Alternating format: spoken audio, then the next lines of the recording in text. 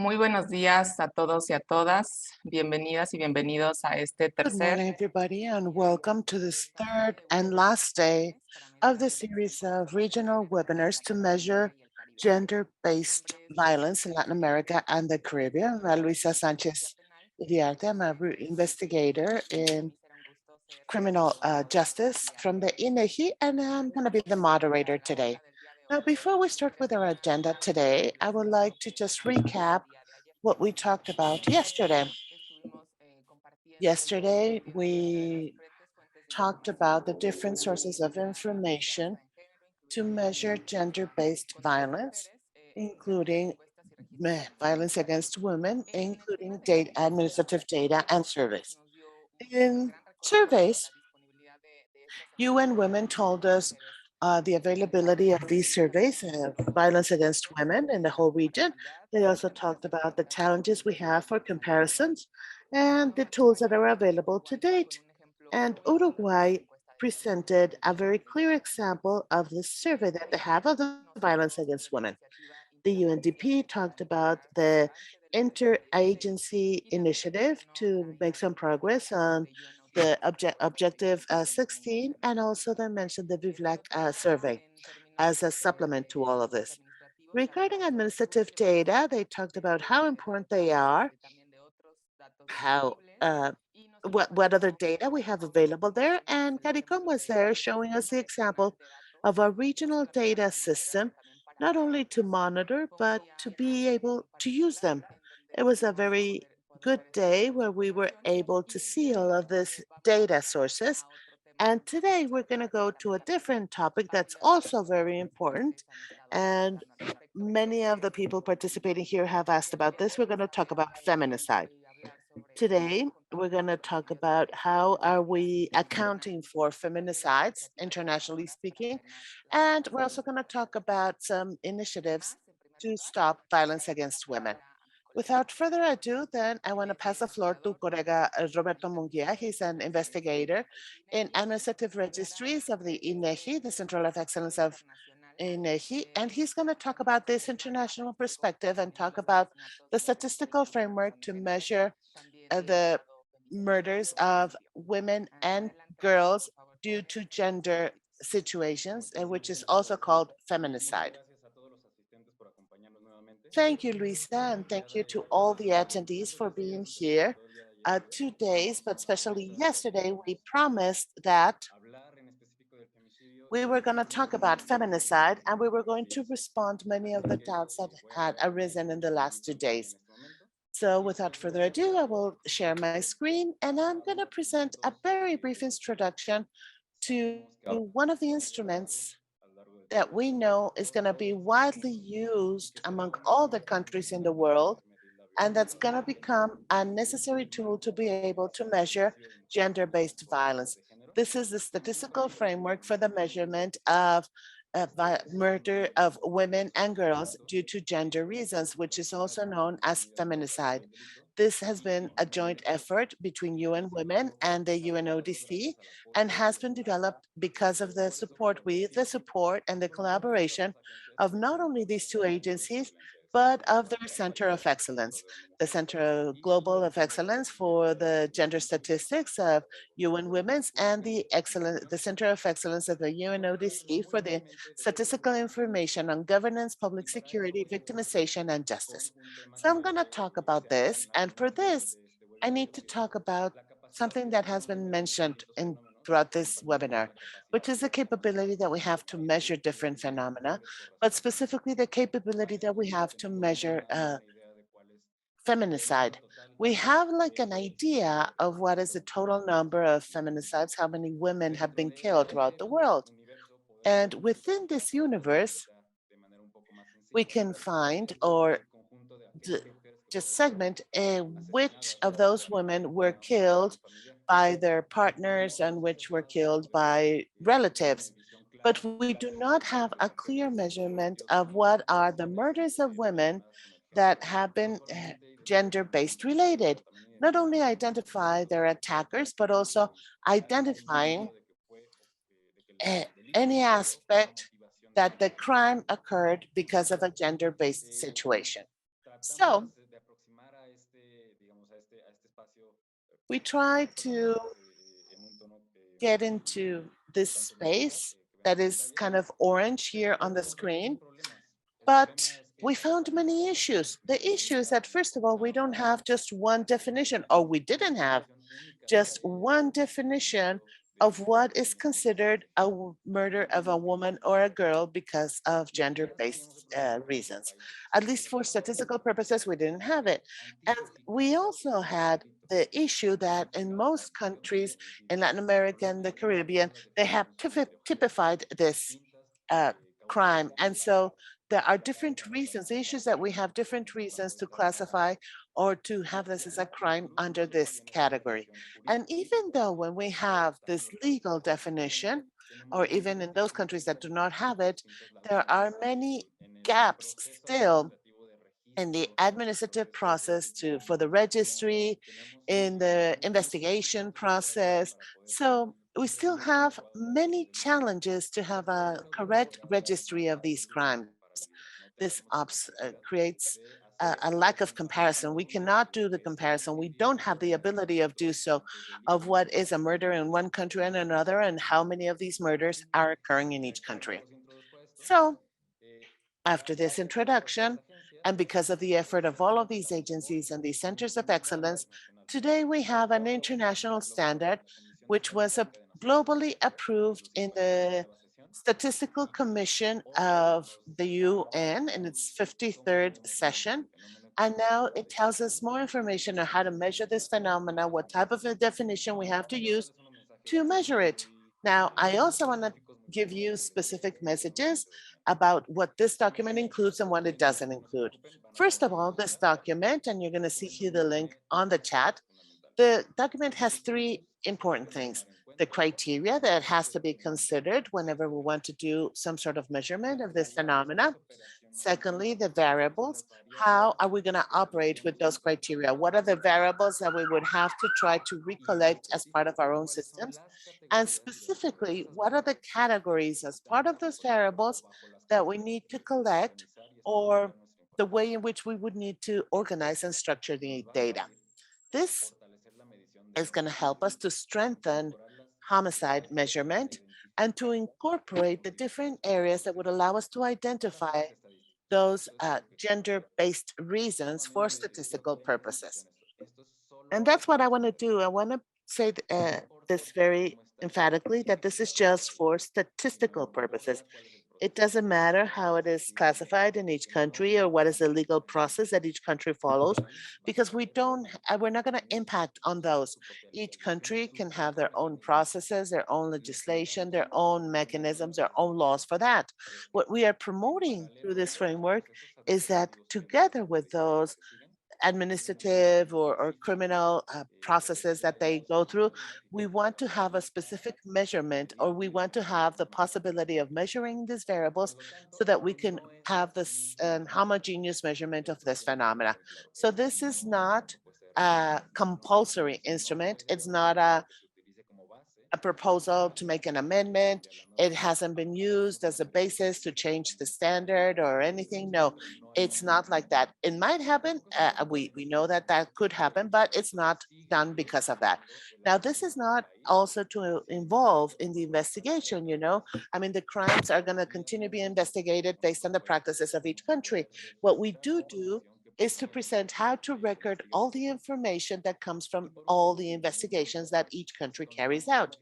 And lastly, this does not modify the national measurement that already exists in those cases where feminicide or homicide data is published following the logic of the criminal system. We're not changing that data.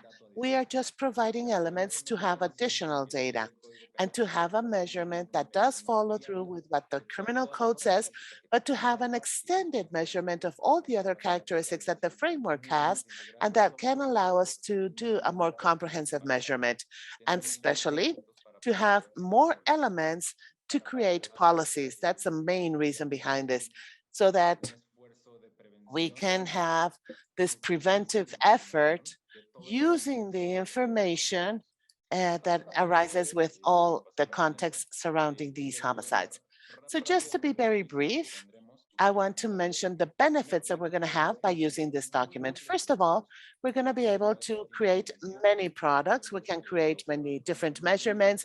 We can see how the cases flow through the legal systems, but we can also see and get elements that can help us for our own operations, our reports, and to see how we are really complying with the commitments that the different countries have with internal policies, international policies, or other type of policies. And this is also going to help us to assess the effectiveness of the actions that are being carried out in each country. In addition to, because this is one of the additional benefits, is that if we use the same categories, it's going to be easier to share information between institutions, which is something that they mentioned yesterday in the presentations and in the chat. And just very briefly to go into the document and to show you what was approved, and so that we can in the future can talk directly with each one of the countries interested in this document. I want to say that the document is focused on intentional homicide. That line that basically the motivation of this homicide due to gender-based reasons. And when we talk about this motivation because of a gender-based situation, we talk about all of those underlying causes that were present when the murder occurred. Even if the specific motivation of the perpetrator was another one, I mean, if it was a financial means, for example, if we find these motivations or these underlying causes, we can find the elements that say that murder cannot be separated from this gender-based motivation. It cannot be separated from this structure, from these gender roles, and from these stereotypes or discrimination elements that can be found throughout society. So this is really relevant because there we can identify um, cross-sectional elements that tells us, okay, this crime occurred because of gender-based motivation. This would allow us to identify cases that occur not only with their own couples and in the family members, but also what happens in the public arena. And with this, I know that I don't have a lot of time left, so I would just like to say, what is the statistical definition for this? And this slide, this is the main slide of the whole document. We are going to consider gender-based homicides of women and girls the following. First, all of those murders that occurred or that were perpetrated by the close couples or partners. Secondly, those that were done by family members or relatives. And thirdly, those that could include these 8 characteristics. If there was a previous violence case or harassment, when freedom was cut, if it was a mutilation or the excessive use of force, exposing a body in a public location, if it was a crime of hate, if it's sexual violence, if it's a sexual industry, or if the victim was also a victim of exploitation. So these are the only elements that we are going to consider for the statistical definition. If we find at least one of all of these 10 aspects that we have on screen of the 8 specific and the 2 general ones, if we find one of these, it's enough to say that that crime can be considered or can be counted as a gender-based homicide. Even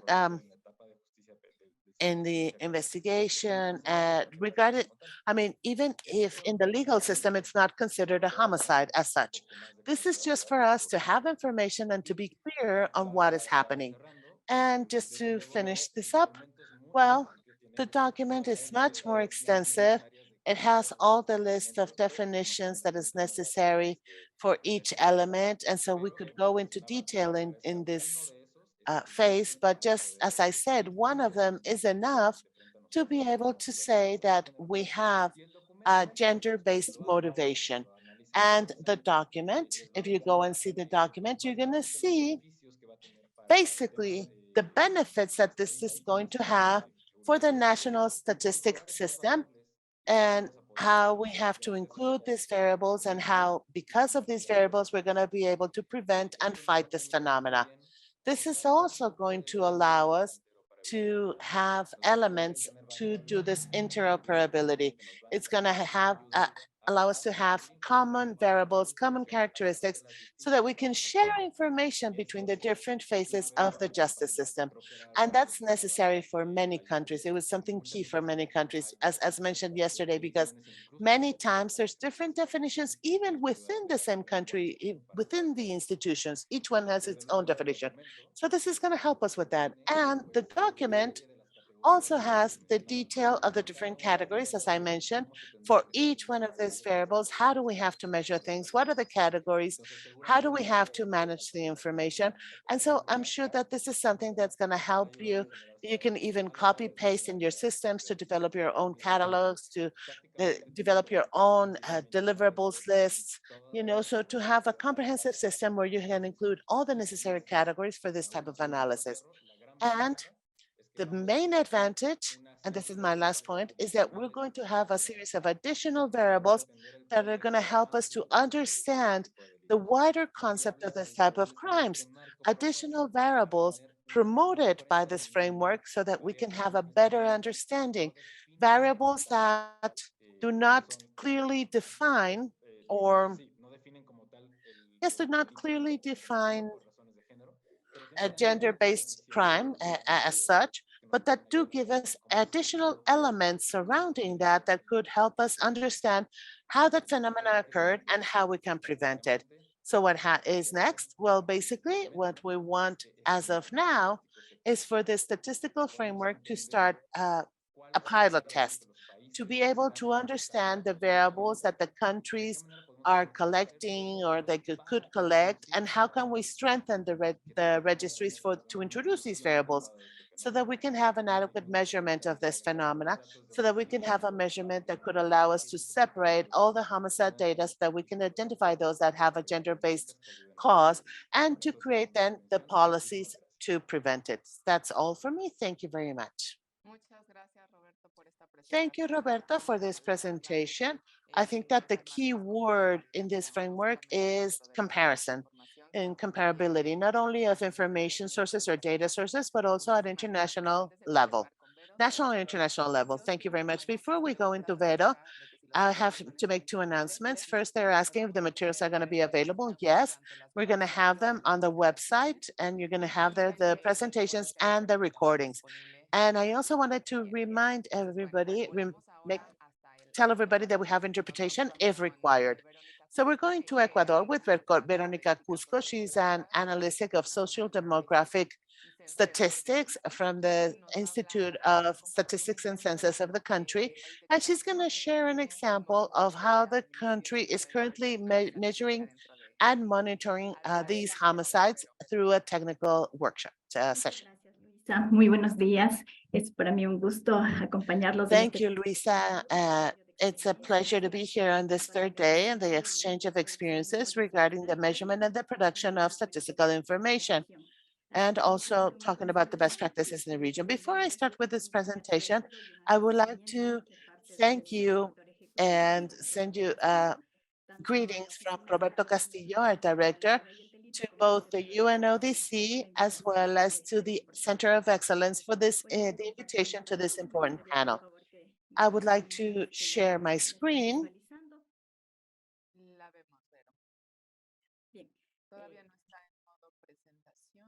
A ver, le pongo en modo presentación. Me parece que ya. Creería que ya está lista. Sí, excelente. Muchas gracias. Great. Creo que tengo 10 minutos. Voy a poner como. I think I have just 10 minutes, so I'll put my timer on.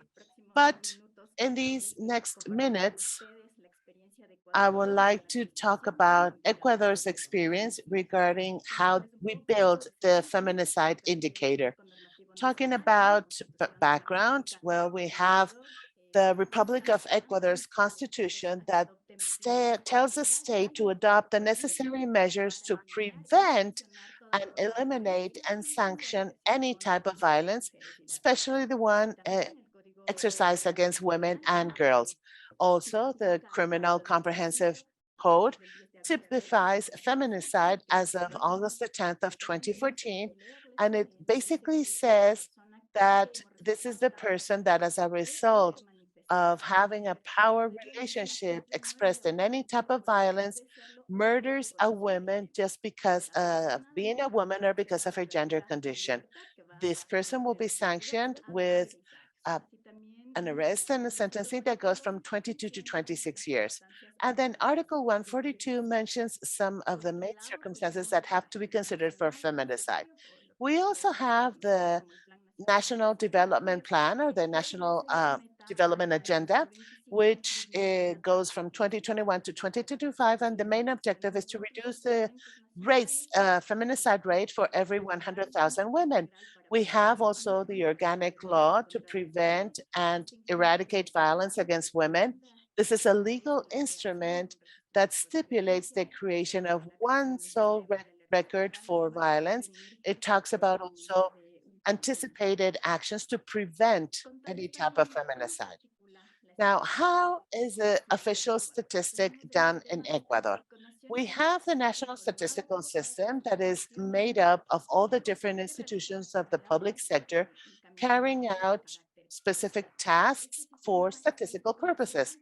This national statistics system is coordinated by the INEGI and mainly has the tracking of the development agendas like the National Development Plan or international development agendas like the Agenda 2030. It's also guided to organize all the official statistical data and discloses all of these statistical information as part of the powers that the INEGI has as the main statistical coordinator. Among other things, the INEGI has to plan, organize, and articulate the statistical production of the national statistical system. And for that, they have special commissions, statistical commissions, are specific topics. And so we have in this case a commission for the statistics on security, justice, crime, and transparency, which is the space where we have all the public institutions enrolled into to prevent and registry all the type of feminicides. Here we have all the institutions participating in this technical space. We have the National Police, the Interior, the Ministry of the Interior, the National Council for Gender Equity, the Council of the Legal Areas, and the Ministry of Women and Human Rights. And all of these institutions are the most active in this space. There are many others, but I don't have enough time to mention all of them. De mi intervención, contarles los aspectos. And in my third point, I want to talk about the methodological aspects and how do we carry out this exercise to build the statistical information on feminicides. This came because of the need to standardize the figures of feminicides that we had at the end of 2016. And so we started there with the feminicides that were reported as such in the legal system, so that there was some sort of investigation or legal folder open here in the National Prosecutor's Office because of an alleged feminicide, which was based on Article 141 of the COIP or the Constitution, or that maybe those cases where we already had a sentence in the court because of these crimes. And some years afterwards, we saw that there was a need to extend this registry and to do more tracking of each one of the intentional homicides on women. So this information came from the typification of feminicide, which was done between August 2014, and all the data has updated until June 2023, and they do weekly updates of all of this information. Here, I want to talk about some variables that this statistical registry has. We have geographical variables, like in the different province or the area, if it's urban or rural, where it happened, the characteristics of the event, of the victim, of the offender, and also the response of the state to this event. If it's a criminal typification, what type of processing has occurred previously during the sentencing, if it went to a trial or not, as well as the type of a sentence that happened afterwards. So what we're trying to do here is to have some traceability in this registry from the initial statistics that is generated once the authorities know about this violent act, and that ends all the way until we have a resolution or a response from the state to this case. Regarding the mechanism that we use, well, here we wanted to show you how it works. We have a group that's called the Group of Statistical Strengthening that is part of the commission I mentioned at the beginning, which is led by the INEGI. This is the mechanism to implement this. It's a technical space, and we work with the validation, consolidation, and updating of the data received from 3 sources of administrative data. One comes from the National Police, the General Prosecutor's Office, after it goes to an investigation process, and all of those that go to the courts and the information that we receive from the courts. All of this work integrates all the data and gives us a statistical registry of intentional homicides of women or feminicides. And here, this is the data management process, and you can see the different phases that this team follow through. So it's an interinstitutional team which forms the statistical group, and it goes from the collection of the information all the way to the disclosure, going through the whole integration of the data. So we go to the collection, the processing, the analysis, and the disclosure process. And this has allowed us to have specific data, which is standardized and which have been validated, and has also allowed us to improve the service that the different entities provide regarding the processing times, the investigation of the cases, the prevention cases also. And so we've also improved our attention, our service and care of the family, the relatives of those who were a case of feminicide. And just in one of these phases, in the recollection, in the collection, each institution collects their information based on their own competencies. And then here in this technical space for implementation, which is part of the interinstitutional team, what they do is consolidate this information. They do the traceability of the records. They see what are the fiscal folders, what comes from the trials, what comes from the police, and other statistical information that supplements this information. In the processing, we basically build a database here that's already validated and standardized, and that has been done by the interinstitutional team. And we also create additional variables that are very useful for statistical operations, and they also create statistical reports. Following through the process, then we go to the analysis, and we create indicators. We say the rate of feminicides for every 100,000 women is this, and we have other indicators for police purposes. We calculate all the information, it's tabulated, and we carry out descriptive analysis, evolutional analysis, or comparisons, which also go hand in hand with the interpretation of the results. And lastly, the disclosure of information phase, where each one of the institutions that are part of the interinstitutional team promote, and when they present all the statistical data in their own websites or through social media, through newsletters, and we also carry out here the necessary activities to cover all information requirements from the academia or civil society.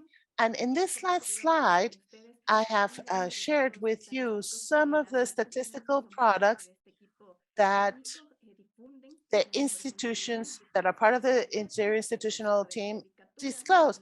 We have here the website of the INEGI. The legal counsel has a dynamic tool to view feminicide data and violent murders of women. We also have the prosecutor's office that has an analytical information.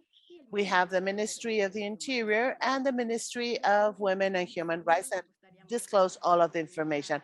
And just in the last seconds, I would like to show you the tool that we have here in the legal counsel. And here you might find the information, how it classifies the fact, the victim, the perpetrator in the case of feminicide and violent death against women.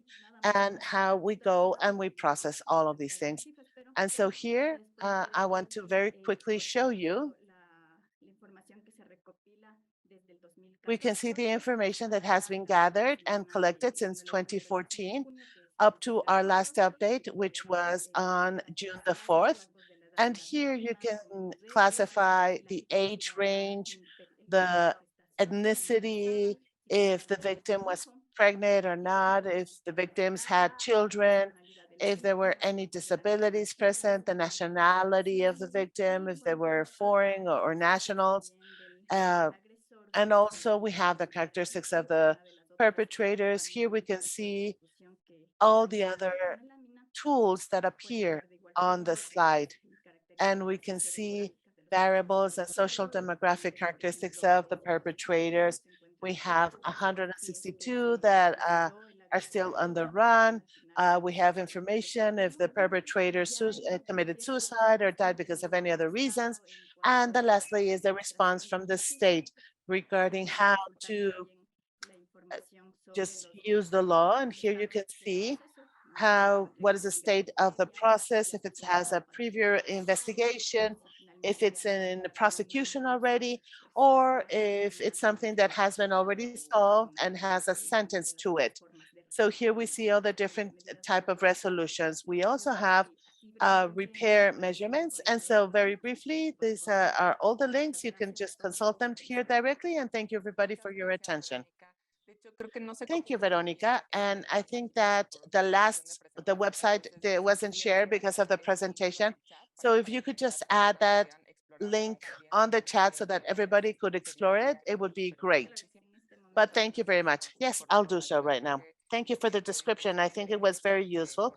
And it's an excellent example of interinstitutional coordination with something that's very well established to monitor feminicide here. So thank you very much for sharing this experience. And now we'll go to a third presentation for today. We're going to be welcoming Salomé Flores Sierra.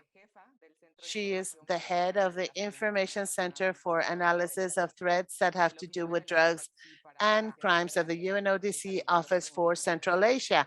As you know, Salomé was our coordinator for almost 12 years. And of course, the Center of Excellence is her home. Salomé is going to talk about a non-conventional source of data, which is the data received from 9/11, and how by using AI, we can use all of this data. So Salomé, thank you very much, and you have the floor.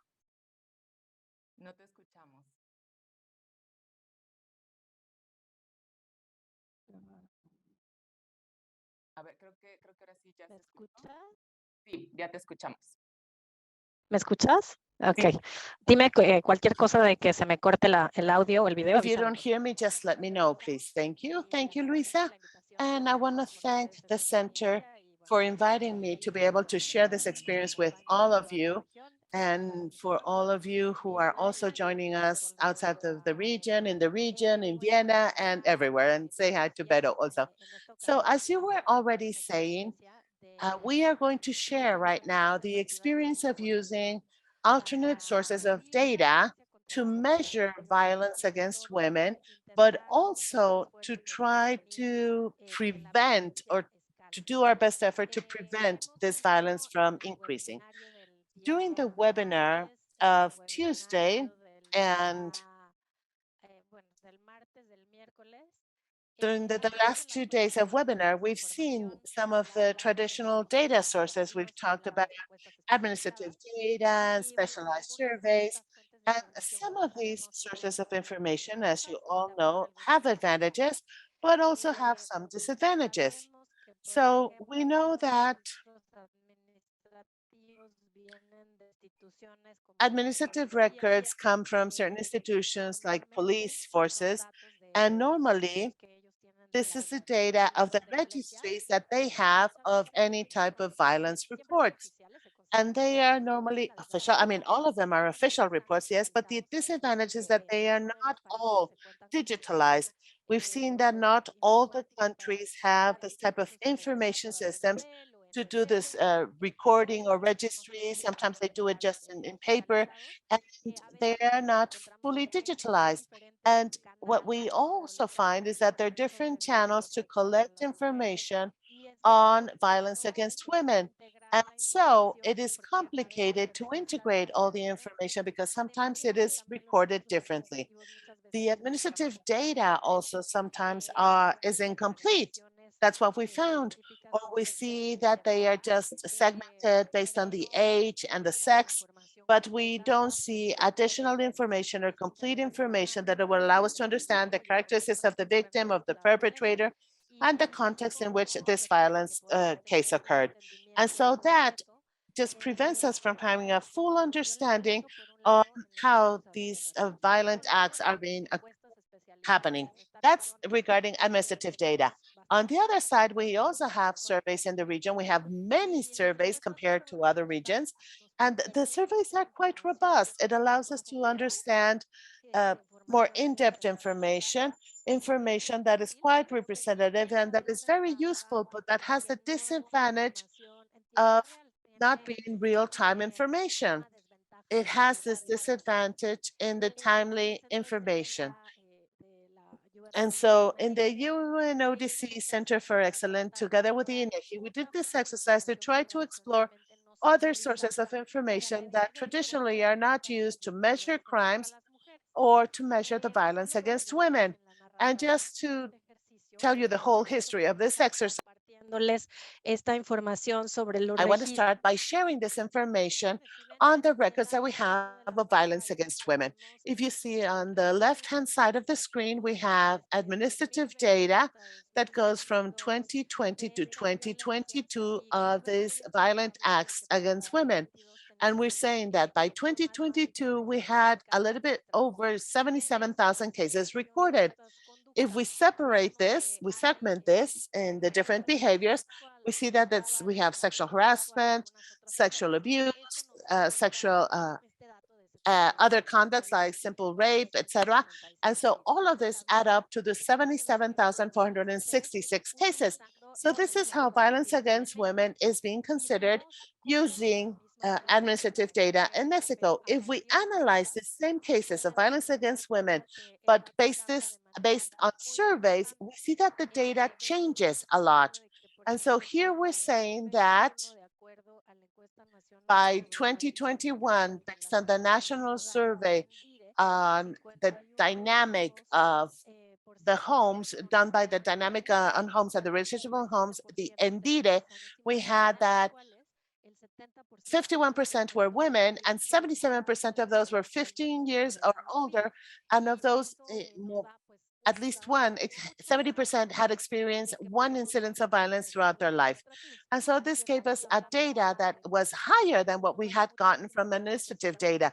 So here we're talking about a figure that is much more than the 77,000 cases. So based on this, we tried to understand what the emergency call centers were recording.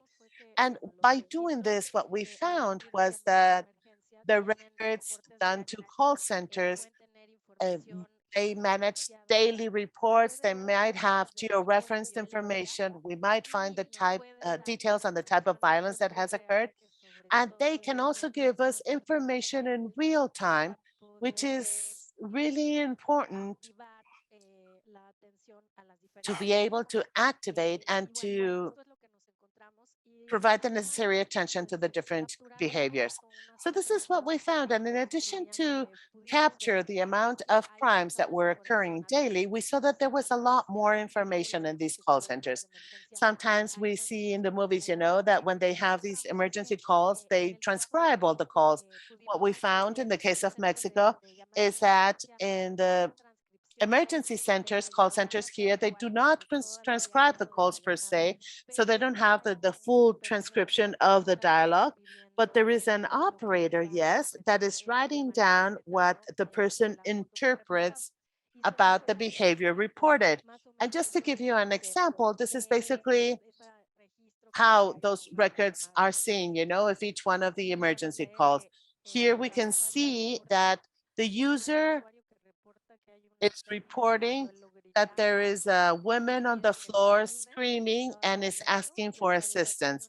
It seems that she was in a fight and there was a fracture in her foot because she says that her partner ran her over. That's the behavior. That's how it was registered. And this behavior was classified as a running over. It was never classified as an act of violence against women or anything else. And just give me 1 second.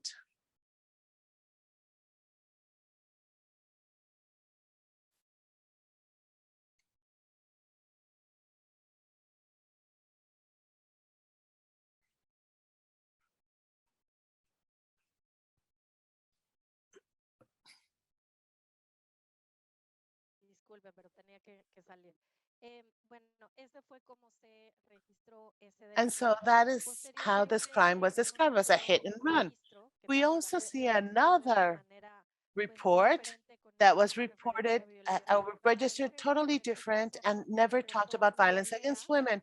In that case, there was a fight reported, and they are saying that the partner tried to choke this person and the person could not breathe. So they were, the way that they registered this was as a respiratory distress situation or a respiratory emergency. There was never any reference there to violence against women, and there was never any type of follow-up to this. So what we found is that this registry could improve a lot. The way that we record things could improve a lot. This is a really extreme case. And when we read this, what we understood was that this is a source of data that's quite rich, not only to see the size of the problem of the violence against women, but also to talk about social services or the care services that are required. And I mean, if we have access to this information in a timely fashion, we can then have an immediate intervention. In this case, the person reported that her husband cut off her pinky. And so her thumb, I'm sorry, and the behavior was just recorded as an amputation. There was no tracking, nobody knew what happened with this victim. And so what we see this is that we understand that this type of violence could scale very quickly. And just to dimension these cases in Mexico, nationwide, they received 15 million calls. One state received almost 1 million calls. That's what we did this exercise. And what we did was as follows. First, we reviewed all the administrative data that we had, which is the blue line, the one in the bottom. Then we reviewed what those call operators were recording. And in that case, we found the orange line, which is the middle line, where the number of administrative data just increases, in administrative records. We saw that there were around 7,000 behaviors of violence against women. And when we see what they capture in the reports, we see that the number increases to 57,528 reports, which is 698% higher than the original figure. And if that wasn't enough, what we were able to do was that we reviewed the transcriptions. We reviewed the text that they had using AI. And there we saw that from the 57,528 calls, the number escalated to 121,000 reports. So this really shows us how important it is to use this alternate source of information and of the potential that this has. And we could even go a little bit technical because we could say we used an AI model, like an ML model, also an ANN model. It took us a little bit of time to train the model and to do the necessary classifications. But at the end of the day, we were able to classify it and do this estimate, which was quite revealing to see how to use this alternate data sources. And so that's all on my behalf. This is my last slide. What we found with this small experiment is that the registry for emergency calls can improve a lot more from the moment to the call is received to how they do the transcription. I mean, these 3 different crimes that were reported instead of saying hit and run or choking situation, it could have said violence against women, and it could have created a different type of action from the authorities. And so with this activity, we can also see that by detecting this type of models and using AI, we can detect high-risk cases and assign a prioritization so that we can give the necessary care to them.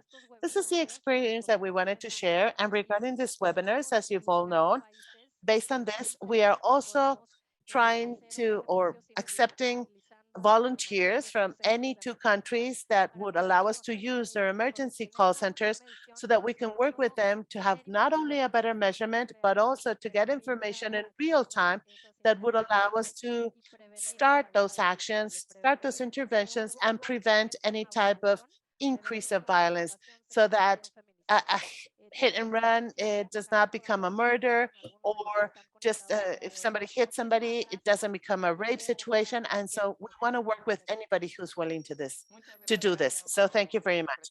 Thank you, Salo, for this great presentation. And yes, I mean, these data are quite useful. We have their on hand. Sometimes they're immediate, and they could be used to prevent this type of violence and scaling of violence. So thank you. We have several questions. We have many questions in the chat. So I would like to ask all panel members to help us answer these questions. I'm going to start from the last one and go way back. And so I have a couple of questions for Salomé. And there's some questions regarding the terms used in the records. It says feminine instead of woman, as well as the interpretation and the tracking of the same. So Salomé, can you really just share what were the challenges you faced when analyzing these calls? What was the process that you carried out to really understand the text that you're analyzing? Well, the first challenge, and this was a challenge that we frequently face, was access to information, because this is quite sensitive information. And as you can see, there's data that's need to be considered, that's confidential, and we need to keep the privacy of that. So the first challenge was to convince the authorities to allow us to have access to that information. The second challenge was that of classification. Because I know we don't have a lot of time and we want to leave that time for the questions of this dialogue, but what we did observe is that in Mexico, there is a national catalog for all emergency calls. So the first things that we did, and that was another challenge, was to review that classification and to do a reclassification that would allow us to really capture any case of violence against women. So we did take some time doing so. You know, there are international standards to measure crimes. And so we use international classification for these crimes. And we also used other reference of the UN system. And with all of that, we created a new classification. And so that's when we got that difference between the figures. And then we had to set up the database, debug it, and train the model with all the information that we had. We have over 1 million registries. And at the end of the experiment, what we could understand is that if we had more records and we had access to, I don't know, 2 or 3 years, like 3 million records, and so the model could be much more accurate. So I think that that was the most difficult part, you know, the classification, the debugging of the database, and then the training of the AI model. So it was just a test and trial situation because it's a methodology that hasn't been tested before, and so it's something new. So yes, thank you, Salomé. That's why we're looking for other countries that could test this model. And we also want to use the different languages, because here we're using the language that we use in Mexico, the terms that we use and all the calls in Mexico. So we could extend this exercise and this analysis to other countries to be able to understand it a lot better and to extend this to other countries in the region. Thank you, Salomé. Now I'm going to go with Veronica. I see that you already answered this question, but I think that it would be worth for others to hear the answer if they didn't see your response, to see your information. How long does this investigation last to determine if it was a feminicide or not? And can it be processed as such? Yes, I actually answered the question there. But I just wanted to mention, this is in the chat, the prior investigation and the whole law process can take over 2 years, all the way up to going to the sentence because of a feminicide accusation, you know, when they really ratify the article of the COID, based on that article of the COID. So the registry that we have in the interinstitutional group starts with the opening of a report in the public prosecutor's office. As I said, methodology is considering all of these events, and then we continue updating that information after the time the administration of justice process lasted. And if it's considered a feminicide at the end, then we update the information there. So maybe this cannot be considered as preliminary data, but yes, it's information that is subject to feedback.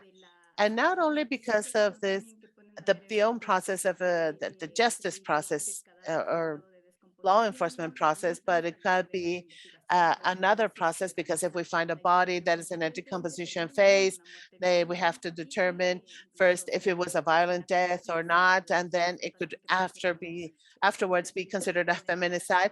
That takes a little bit longer. So even these cases are updated in the registry. Thank you, Vero, for this response. And now, Roberto, there are several questions about the framework, and I think it's worth answering this one. Can you talk a little bit more or give us a clear example of what you're talking about when you talk about a hate crime? Because it's one of the variables, if what type of things could be included there. As part of the framework, you're going to see all the definitions that each one of those segments has. A hate crime is one of the most extensive explanations that we have there, and those refer to those crimes where there is a motivation against a specific group of specific characteristics, and that's why they commit a crime, if it's specifically against that group. In this case, there are some samples of how we could identify that. If there was some attack against a specific group of women, for example, if just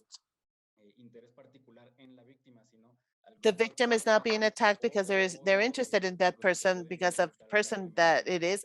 No, they're being attacked because they are part of a group. And so we can even identify through the MO or the type of homicide if there's some sort of additional verbal accusations, if there's some comments against hating women or hating that specific group that is being attacked.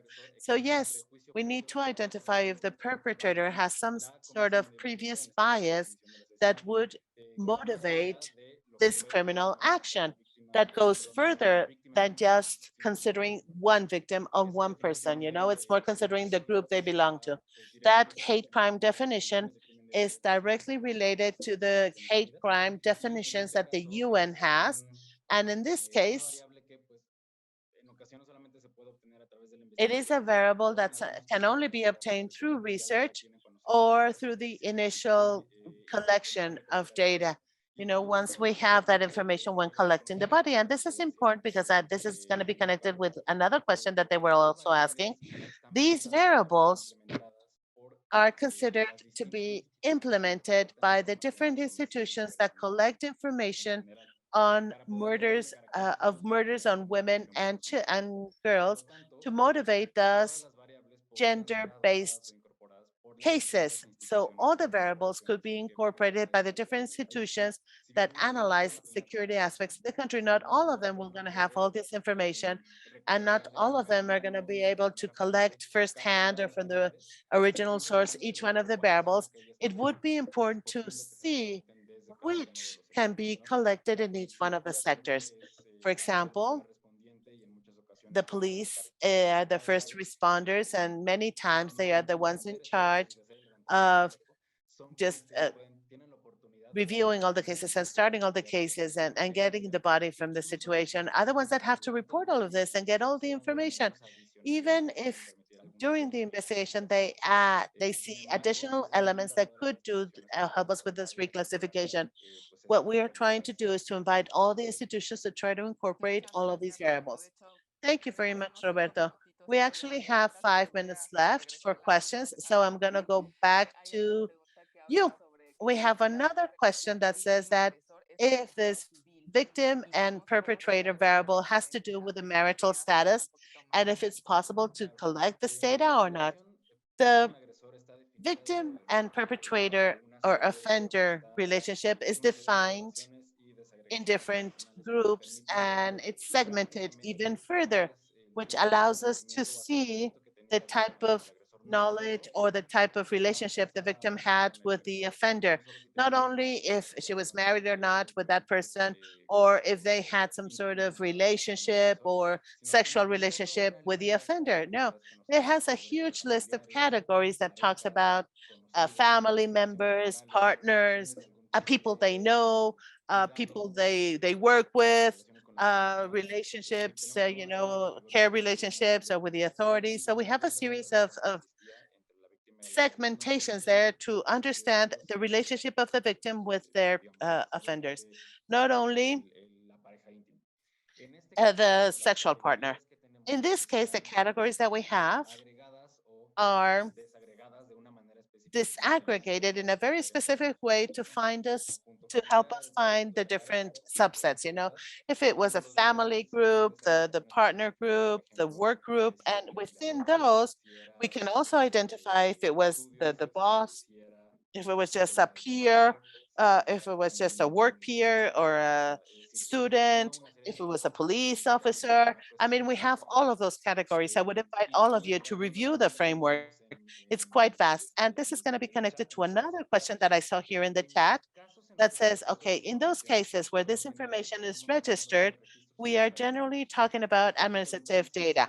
Because they were saying if this framework was going to be implemented through a survey. And even though there are some elements that could be considered to develop a survey, the framework, the design of the framework is thought to strengthen all the registries or all the administrative data that we have, especially because in the cases of homicides, the main sources comes from administrative data. So this is the main idea. It doesn't mean that we couldn't take some of these elements.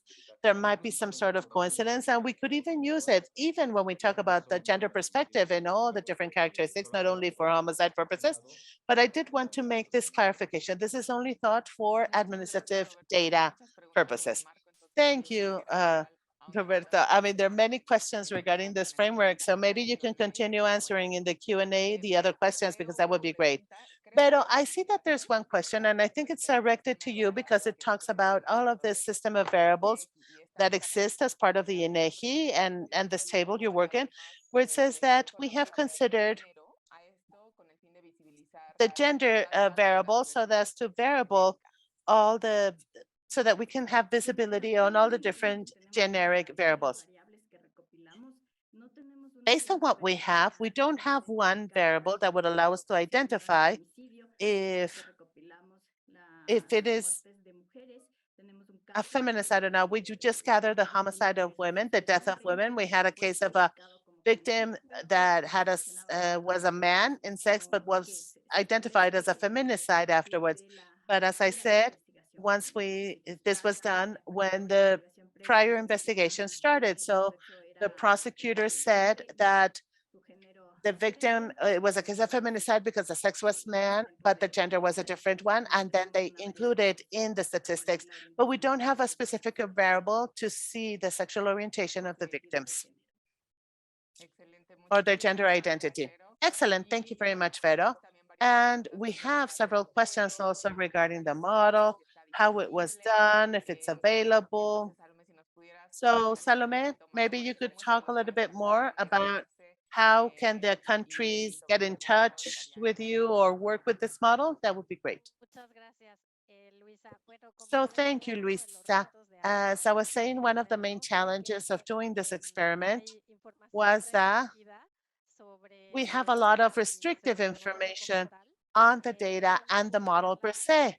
We cannot publish it right now, but we can talk about this with those who are really interested, in this, to talk about the methodology that we follow through for building this database and for building all of this ANN to develop all the text analysis. And based on the classification that we had, if anybody's interested, just write me down to my contact information or to the Center of Excellence, and we can, without any doubt, organize a meeting and talk about this. But if you're also interested, we can share a summary of the whole process, but from the technical point of view. But as I said, the most important thing of sharing this experience is that we need to take advantage of its potential. And we would really like to duplicate this in other countries. And we have this interest of for you to know this methodology and to use it, because we believe that this information could be used to save lives. And so we want to stop all these issues that are occurring in the region. So yes, we can gladly talk to you and set up a meeting and see if we can replicate this experience at other places. Well, thank you, Salomé. Thank you. Thank all of you for your participations for this excellent Q&A round. We will now go to the next topic in the agenda. I know that there's still a lot of questions. If you want to continue answering these via the chat or the Q&A section, and if everybody else wants to continue sending me, we will collect them and in case it's necessary. So thank you, Salomé, Veronica, and Roberto. Now we're going to go to the next part. The next part of the agenda that's going to be presented by Martin Kind, that is based on Vienna, and he's going to talk about a quick assessment of all the learnings that we've had in these last 3 days. So Martin, you have 10 minutes to do so, and I pass the floor to you. Thank you, Luisa. I don't think I'll need 10 minutes, but like you said, we are just quickly going to test the learning that we've had. So just like in the beginning, we had a short quiz of about 3 questions. We want to do something similar now. It will be different questions. You will not be graded. We just want to see how it went for you all. So like on day 1, we have 2 separate Mentimeters, one for Spanish speakers and one for English speakers. There is not a QR code on the screen as far as I can see. So, okay. 1 second while we get the right version of the presentation up.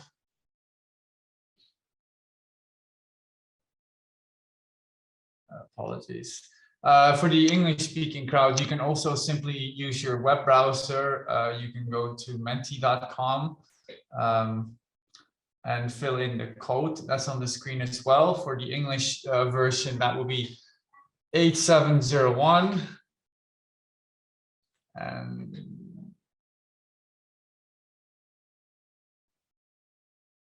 okay, 1 second. Some technical difficulties.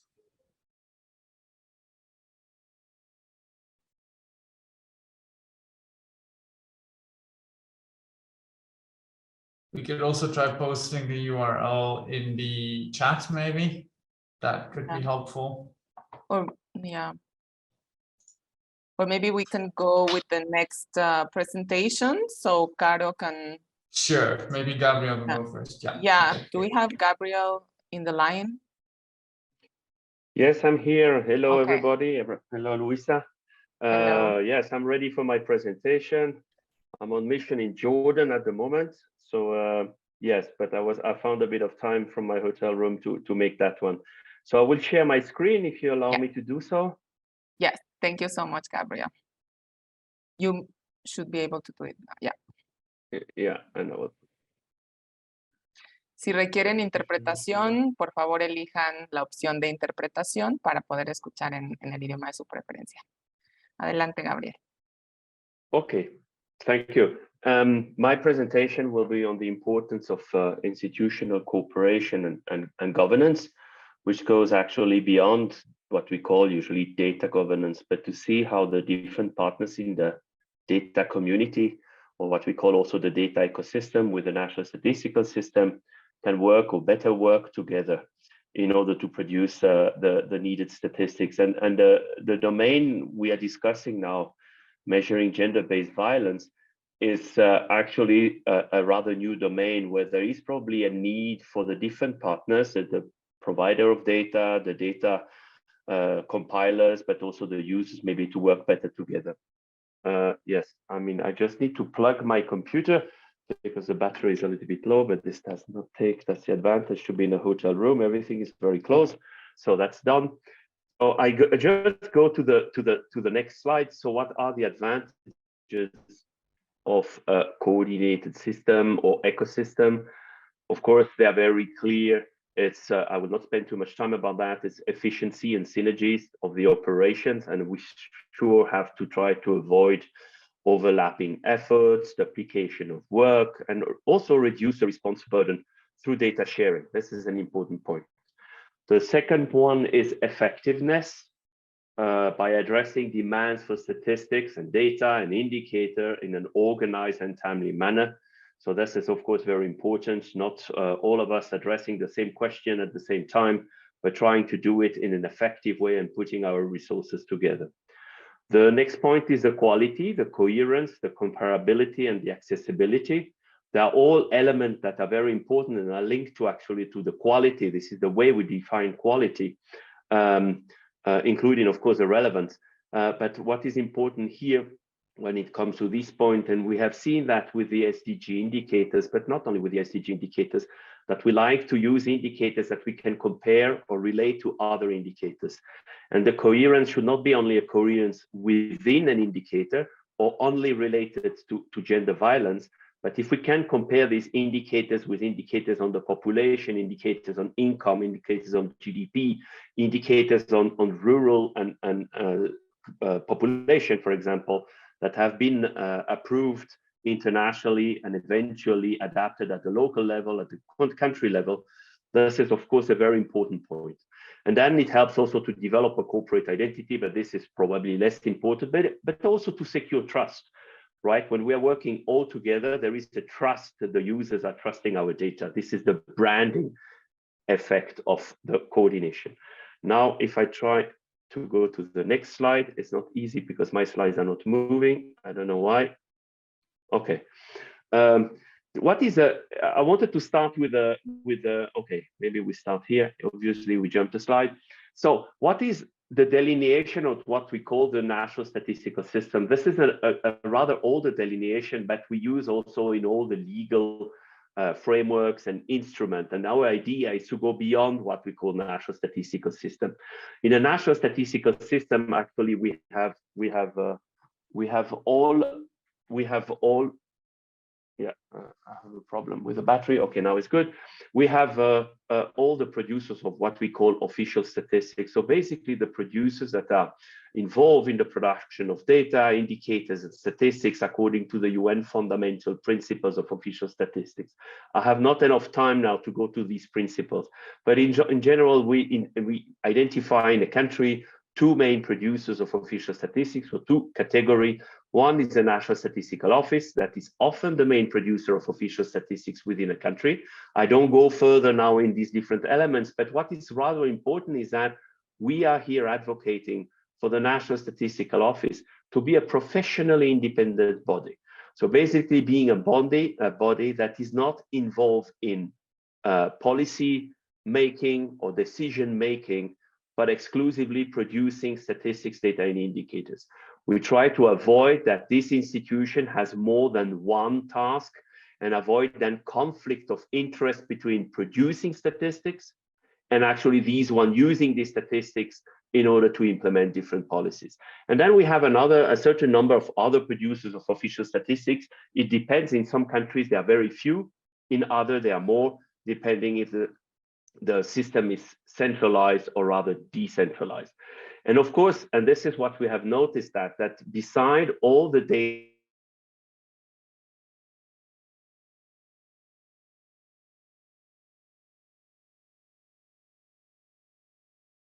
I think we lost you. Gabriel, can you hear us?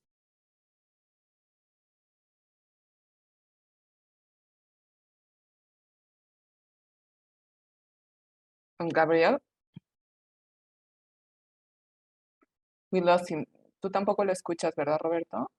No, tampoco. Ok. Bueno, esperemos unos segunditos.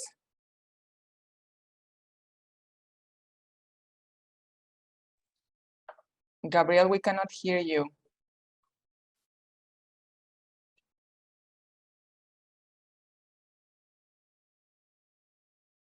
Oh, no, I think we lost him.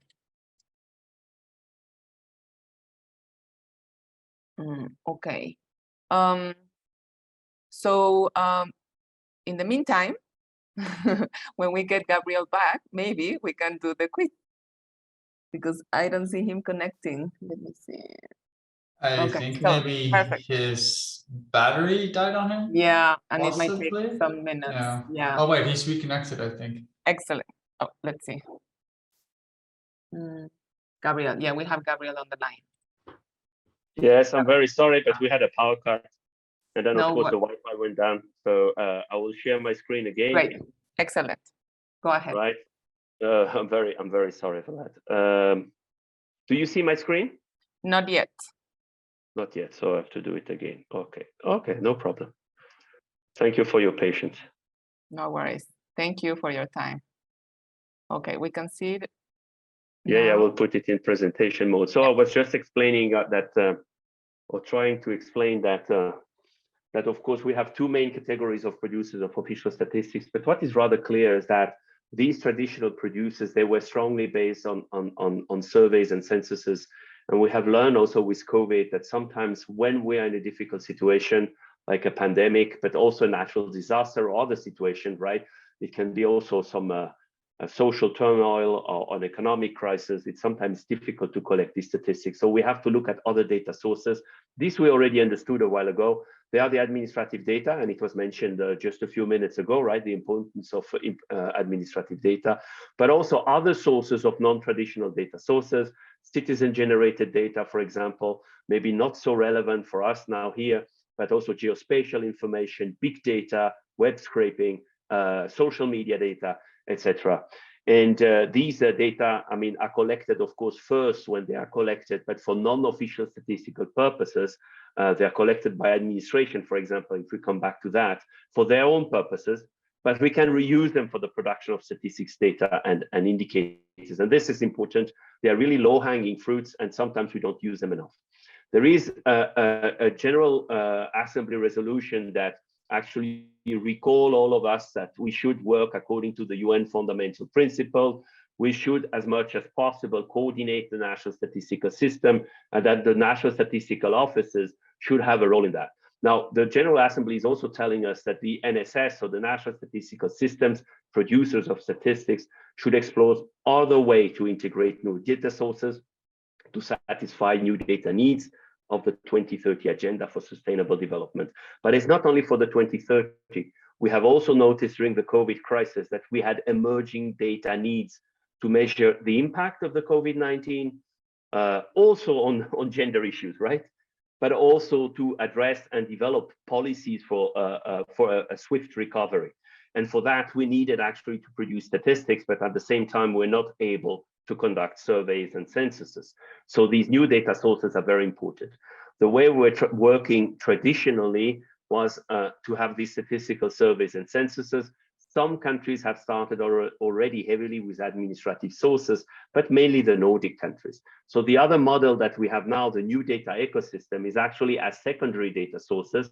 So exactly this data that has been collected for other reasons, that's statistics first, to reuse them. And we have administrative sources, but also all the other ones that I mentioned to you, NGOs, private sources, etc. There is no official sources and non-official sources. There are sources of data that are fit for purpose to be reused, and other data that might be not. And this, of course, we have to assess, I mean, from one data source to another data source, if this is something that we can do or not.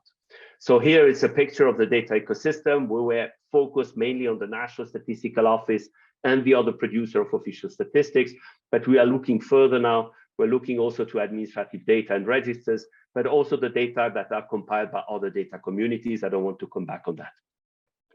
So what are the challenges actually? I mean, if we want to bridge the new requirements with the opportunities, so the new requirements are the challenges and the opportunities is the new data ecosystem.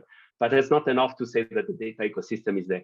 We have to modernize and also to enhance and develop our resources and capabilities. So in terms of modernization, we have to think about standardization and interoperability. You know that we will work more and more according to this mixed mode methodology. So basically using different data sources, combining them to get a result. And one example, if we want to work with administrative data and maybe other survey data, is to have in countries this unique identifier.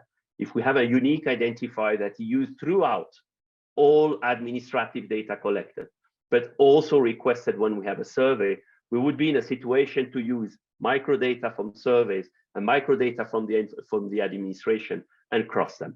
But in order to do that, we have to change the institutional environment, of course. And on the other side, when it comes to resources and capabilities, there is a matter of infrastructure and applications. Know-how is important. We need the right people that are able to use different data sources and combine them. But it's also this idea, and maybe I will say a few words later, of data stewardship, leadership, coordination, and partnership. So data stewardship is actually a new approach to data governance that is accountable for enabling, and that's, I think, is important, for enabling the development, processing, and storage, and eventually fitness for purpose of data, not only in the interest of one partner, but in the interest of the entire data ecosystem, or in some cases, a smaller constituency of that data ecosystem. And one point I will mention here, and I will go then further because you will get the slides. Data stewardship is not getting control over the data, but it's operating in service of the data and the different users of the data. So this is a difference, quite a rather important difference with the traditional way of seeing data, where you had a big producer that had actually access to the data and became owner of the data. Now, why, and this is probably something that is important for us now, it's a little bit more operational. Why often this idea of data stewardship, so in a way to try to help the national data ecosystem or the data communities within a country to work better together and align to some extent their IT system, their methodology, their standards, and so on, to improve the interoperability of the information. First, there is an absence of horizontal governance and authority.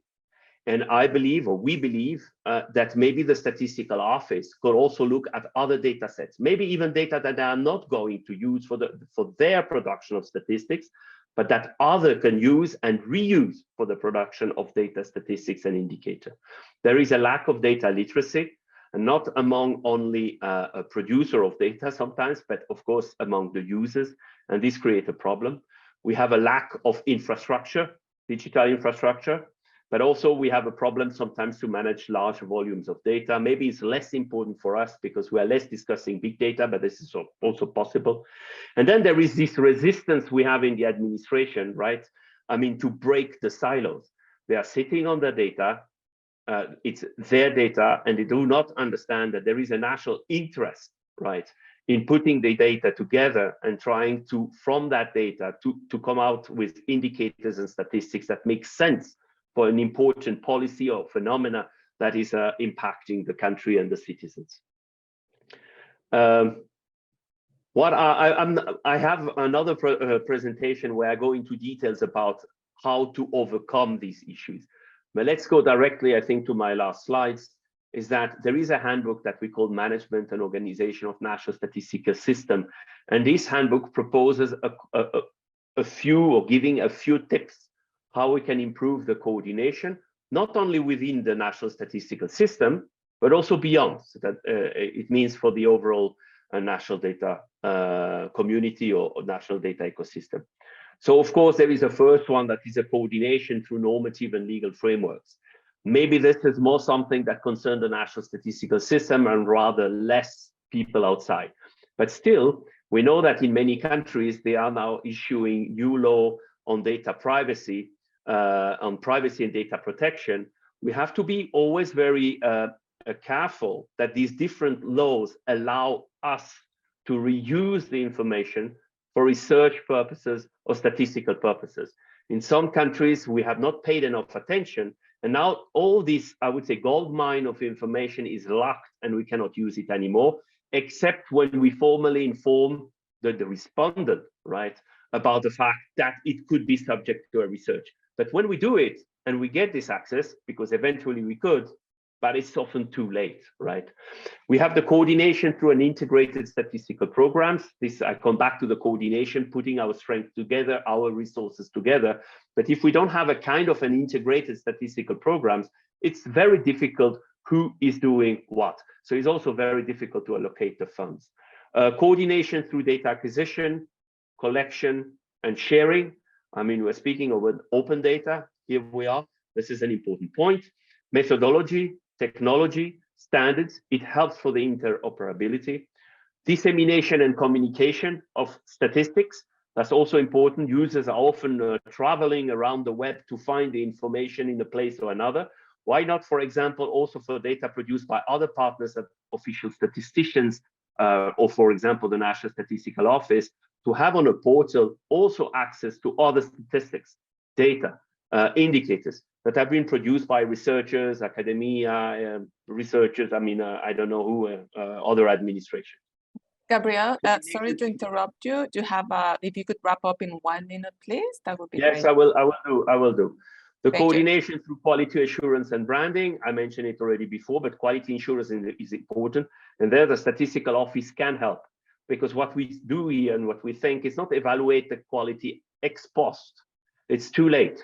It's evaluate a quality in the process ex ante, and having some quality gates during the production process in order to secure in advance the quality of the result. Coordination through human resources and training and international cooperation and capacity building. This is exactly what we're doing now. When I speak about the national data ecosystem, and also I would say this institutional framework, you have on the left a certain number of important legislation that are developed at that moment that are concerning data. And for all of them, we have to make sure that for research purposes and statistical purposes, we continue having access. On the right side of the slide, you have these one in official statistics that we are using, the UN Fundamental Principles, the Quality Assurance Framework, Regional Statistics Code of Good Practices, and you have one for the Caribbean and another one for Latin America, national legal frameworks, but also other guidelines, methodology, and technology that have been endorsed, approved, used at the international level. With that, I'm done, and back to you. Thank you so much, Gabriel, for your time, for being in quite late there in Jordan. So thank you so much again for having the time to present. Thank you so much. So we're gonna thank you. We're gonna go straight to the quiz. If Martine and Carolina, if you're ready to go, let's give it a second try. Yes, thank you, Luisa. So we have QR codes now, so you can either use the QR codes or you can use the link that has been posted in the chat. Like I said, there's an English version and a Spanish version. So if you're ready, please click the link, join, and we'll just give it a minute or two to allow people to access the quiz. Like I said, we'll ask about 5 very brief questions. Of course, they will be different than the ones we asked in the beginning. They're a little bit more specific. We'll try to review some of the learnings from what we've heard over the last few days. So there'll be a bit on surveys and a little bit of administrative data just to see how everybody's doing. We seem to have a lot of people joining the, is that the English or the Spanish? I'm not entirely sure. Let me check. Ah, okay, yes. So we're about 80 now. Maybe we give it 10 more seconds for people to join, and then we can get going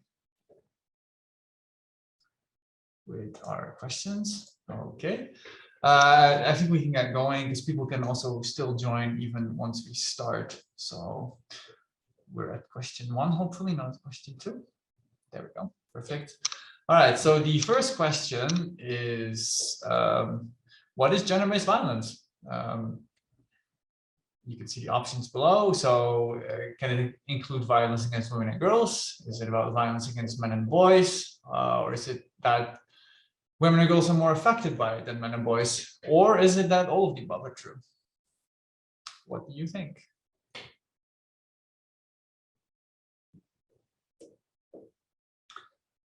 Yes, as you can see, the majority of you got the correct answer. It is, in fact, all of the above. It's not limited to violence against women and girls. Of course, gender-based violence can also affect boys and men.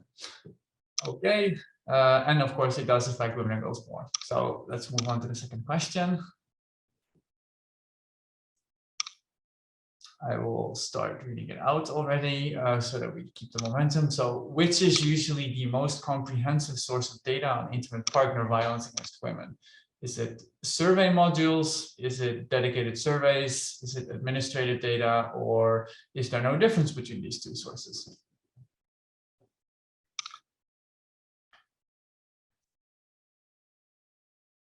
Hopefully, nobody will select the last answer based on the learnings from this webinar. Okay, the correct answer would be dedicated surveys.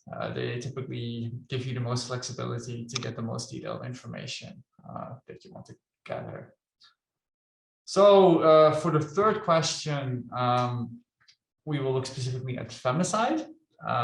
So as we saw from the presentation by Roberto today, femicide includes or is characterized by which of the following? So is it women and girls killed by an intimate partner only, the death of a woman due to an accident or suicide? Is it the gender-related motivation of the killing, or killings where there was no intent to kill or seriously injure? Which of those four options do you think is the correct answer? Perfect. Almost everybody got that correct. So Roberto did a very good job in his presentation. So we can immediately move on to the next question, where we will ask a question about administrative data. So administrative data for gender-based violence can suffer from incoherent use of standards, concepts, and definitions, involves higher costs than survey data, ensures more privacy and confidentiality than survey data, or offers the same frequency as survey data. Which of these four options do you think is correct? Is it about one of the advantages, or is one of the limitations correct? This one might be a little bit more difficult, but I was wrong. Most people got it correct. Very good. Then we can move on to the final question. This is about estimates of the prevalence of violence against women and what is the best source to obtain estimates on the prevalence of violence against women. So is it police records? Is it census data? Is it survey data? Or is it expert consultations? What do you think is the best source of those estimates?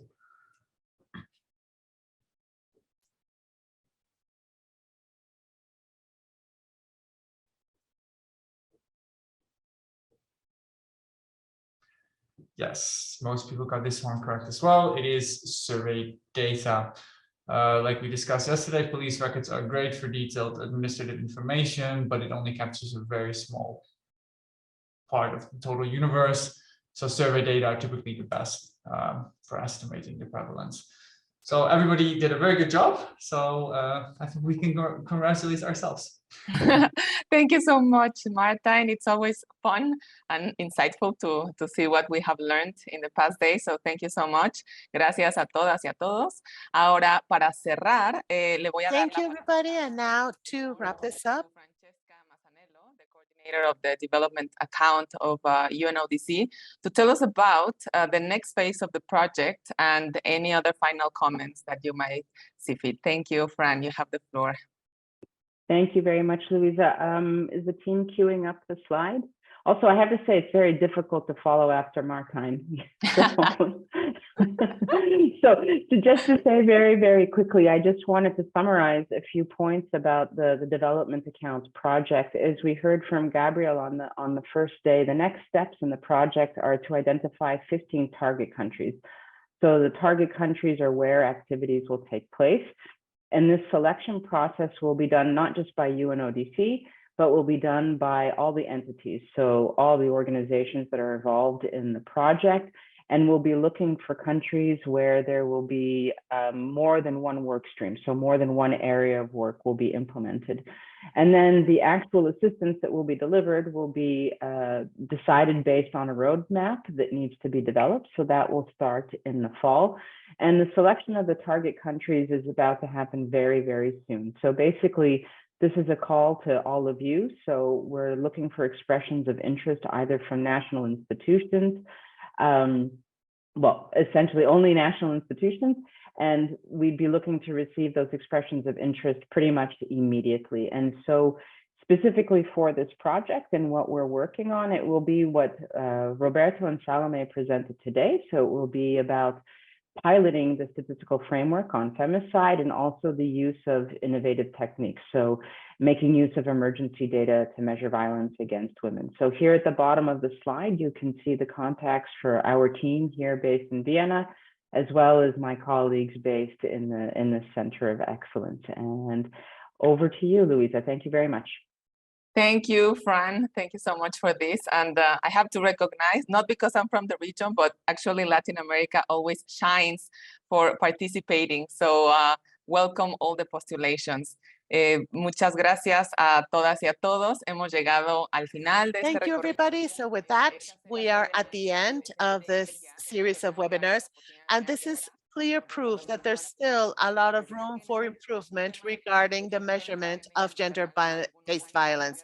Even though this was in the international agenda, has been there for several years, we need to continue working to break this statistical silence, to have better methodology, but to use also the statistics to prevent or to service all of these issues that are hurting specific members of the population.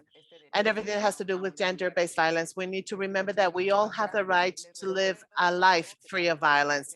So thank you very much. And I want to just tell you that all the presentations and the recordings will be available in the Center of Excellence website.